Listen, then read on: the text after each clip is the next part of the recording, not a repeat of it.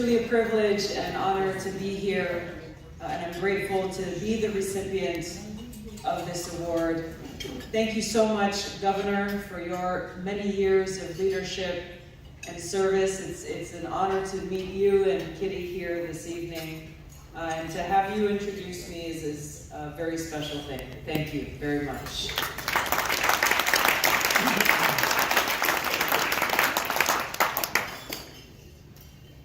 You know, our countries, the United States and Greece, have long shared warm relationships ever since Greece was reborn independent from the Ottoman Empire. And spanning nearly 2 centuries of our countries are the modern expressions of a democratic ideal that has been passed down to us from antiquity.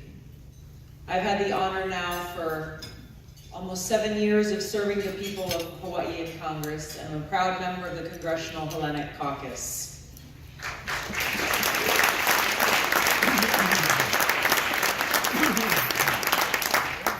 Now, since my first year in Congress, I served as a member of the House Foreign Affairs Committee, served now for almost 6 years on the House Armed Services Committee, and have seen firsthand and experienced how the decisions that are being made too often are not actually in our interests, not serving the interests of our country, the American people, and unfortunately end up causing harm to other countries in the world, to other people in the world. A little over a year ago, I had the opportunity to travel to Greece. It was my first time visiting. I actually visited there just before going to Armenia for the first time. I heard there's a number of Armenian leaders who are here today as well. And it was an incredible experience. I was there for barely 2 days in Greece and had the opportunity to meet with government leaders, leaders in the military, our U.S. ambassador to Greece, civic leaders, religious leaders, including Father Maluk, a Greek Orthodox Syrian who opened up his church and kitchen to be able to help feed the refugees who were there. And I visited some of the refugee camps, spoke to the people who were working there, helping to provide services and care. You know, we hear a lot of stories on the news about the impact of these regime change wars. Greece is on the front lines and carrying the greatest burden of the cost of these wars, with the refugees who are fleeing their countries. I was truly inspired by what I heard, that even as this crisis has cost much of the Greek people, even as this has become a great challenge, what I saw and I felt was a great generosity and warmth of spirit coming from the people of Greece.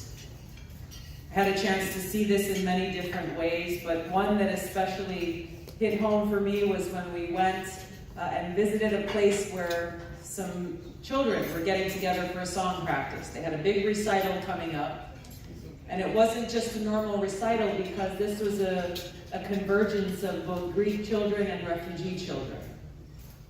Kids who come from very different backgrounds, different experiences, speaking different languages, but finding ways to come together and sing with one voice, literally, representing that symbol of humanity and unity and peace.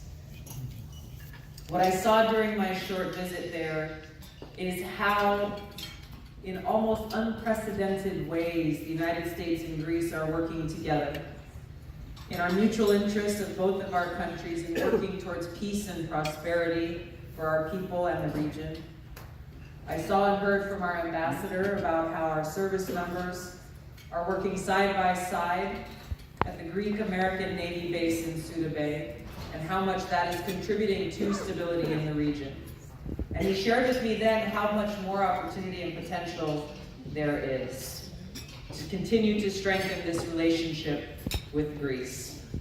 This can only happen with organizations like yours, the activity and the leadership of the Greek-American community here, the American Hellenic Council, and helping to educate and inform and raise these issues to leaders here in the United States who may not be aware about the relationship between our countries and the potential that exists for us.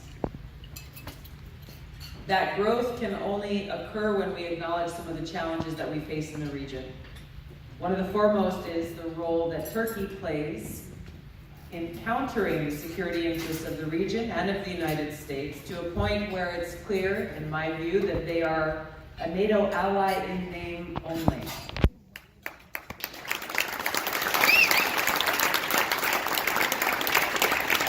There are historical tensions and contemporary tensions, the acknowledgement of the ecumenical patriarch's international status, Turkey's ongoing occupation of Cyprus, the ongoing aggressive maneuvers in the Aegean Sea, as well as direct and indirect support coming from Turkey to terrorist groups like ISIS and Al-Qaeda in Syria.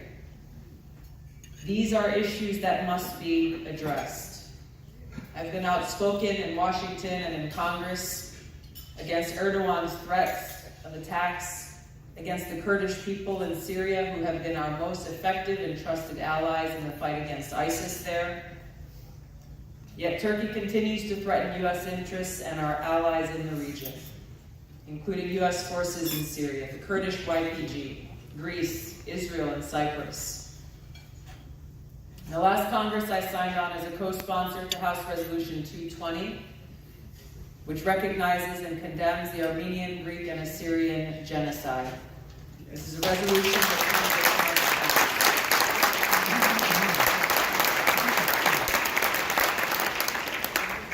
that it's been nearly 45 years since the Turkish invasion and occupation of northern Cyprus. I'm pleased to meet the Honorary Consul General from Cyprus to share the table with you this evening. Rather than being true partner in negotiations for a long-term solution, Erdogan has boasted that Turkey will be in Cyprus forever. Turkey's refused to withdraw their tens of thousands of troops from Cyprus. This military occupation must end. Cyprus must be reunified. We must continue to push for real negotiations. Bring that about.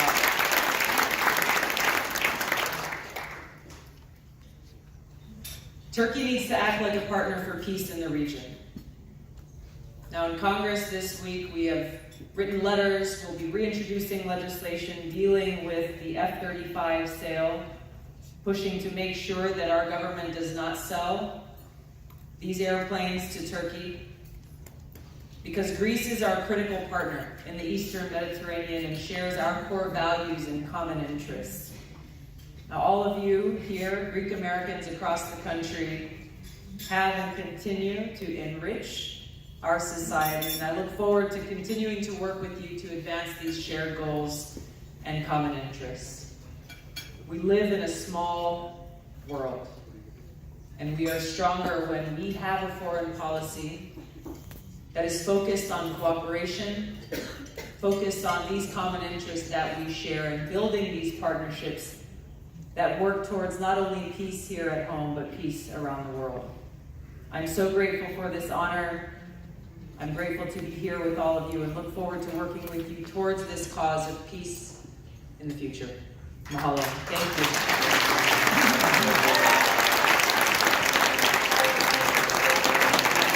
We have to continue to